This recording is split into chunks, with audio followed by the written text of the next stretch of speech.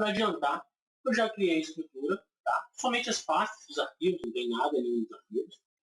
E eu vou fazer por partes, entendeu? Eu vou fazer um formulário num vídeo, um script no outro, um Ajax no outro, para não ficar um vídeo muito extenso e cansativo, tá? Essa videoaula aqui eu vou estar apresentando para vocês rapidamente a estrutura. A gente tem aqui a pasta imagens, a pasta JavaScript e a pasta CSS. CSS vai armazenar as folhas de estilo, a JS vai armazenar os nossos scripts e mais vai armazenar as nossas imagens.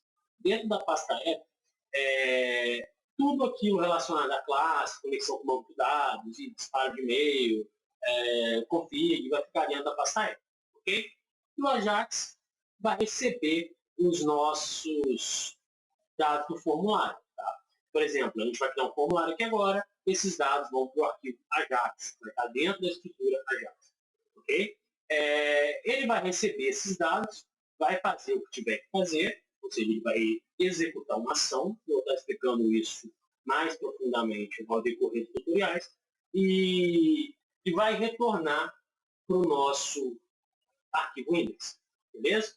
E tudo isso é feito através do script. A gente vai fazer um envio das informações armazenadas do formulário, o que vai juntar o nosso arquivo do formulário, o nosso index, ao arquivo Ajax, vai ser o JavaScript, o arquivo script que a gente criou, beleza?